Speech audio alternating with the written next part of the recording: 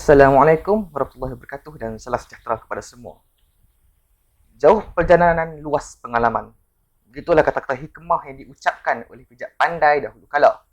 Tak lekang dek panas dan tak lapuk dek hujan. Frasa ini masih boleh digunakan dan diaplikasikan pada zaman ini. Perkara ini telah dirasai oleh diri saya sendiri. Walaupun saya ini taklah merantau jauh-jauh sangat. Tapi dalam perjalanan saya menuntut ilmu ni, saya telah berjumpa dengan macam-macam jenis orang, macam-macam jenis ragam. Ada juga yang memberikan saya memori yang manis, alhamdulillah, elok tu. Okey, enjoy. Ada juga memberikan saya pengalaman dan pengajaran dan peringatan yang berguna. Okey, terbaik. Dan tak kurang jugalah yang memberikan saya peluang untuk dapat pahala free. Dan secara tak langsung menggugak sikit kesiuman saya.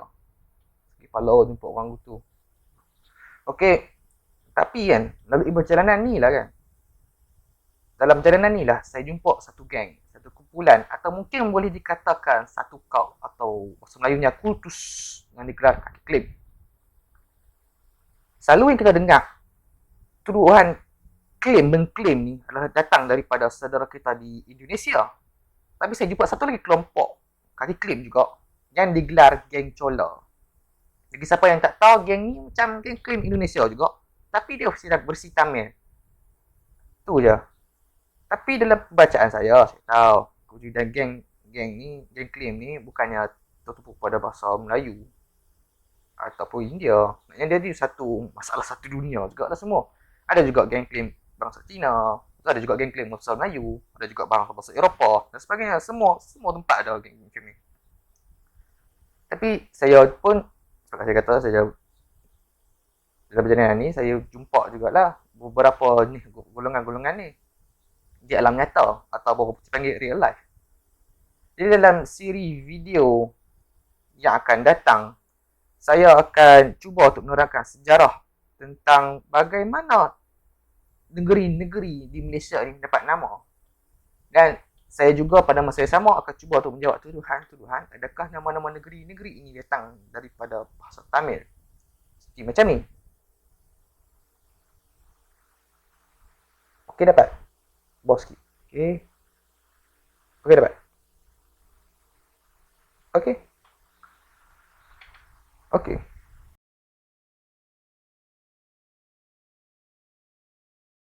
Nama adalah satu perkataan atau frasa untuk merujuk atau yang boleh digunakan untuk merujuk kepada sesuatu.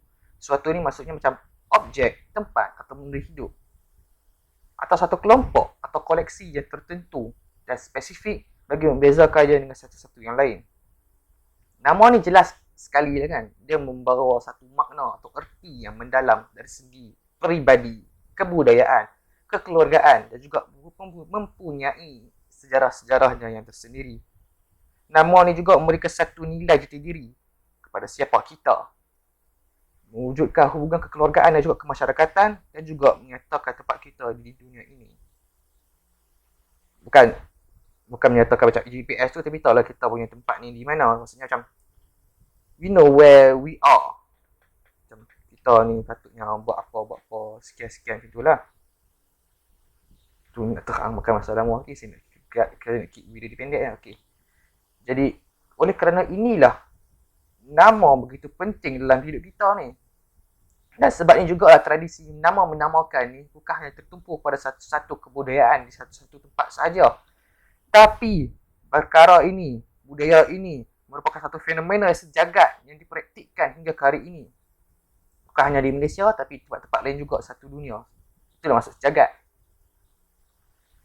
Umumnya ramai yang berpandangan bahawa proses menamakan ini merupakan satu proses yang senang yang boleh dilakukan sekelip mata dengan petikan jari sahaja.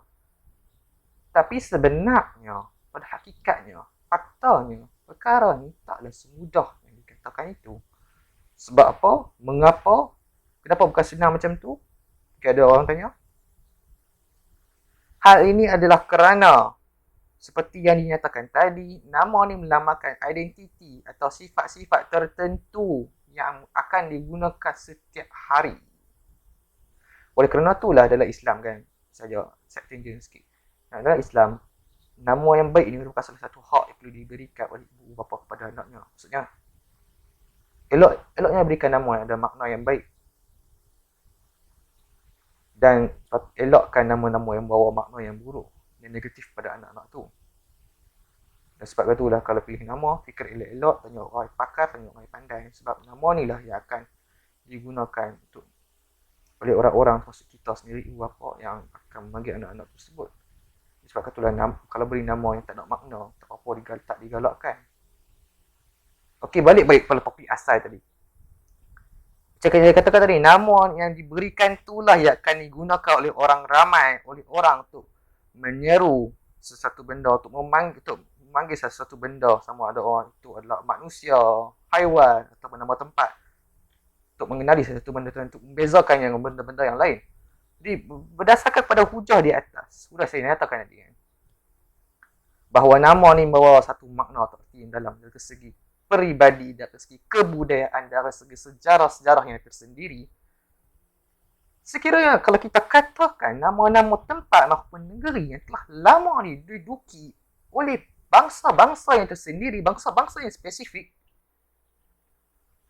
dan negara mana-mana negeri ni diambil namanya daripada bahasa yang asing, yang tidak ada kaitan, yang tidak digunakan oleh orang-orang tempatan itu.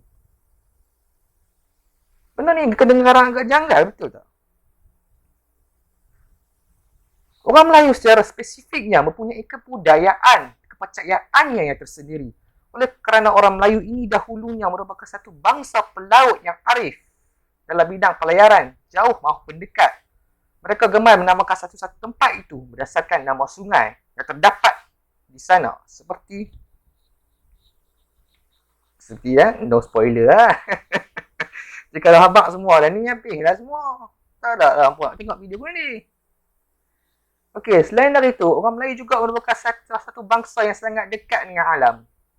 Dan mereka juga sering meletakkan nama-nama negeri berdasarkan peristiwa atau fenomena yang takjub, yang ajaib, yang pelik, yang di luar batas pemikiran, di luar fitrah atau lumrah alam, di luar kebiasaan alam yang berlaku kat sana. Seperti, sekali lagi lah, no spoiler tak best.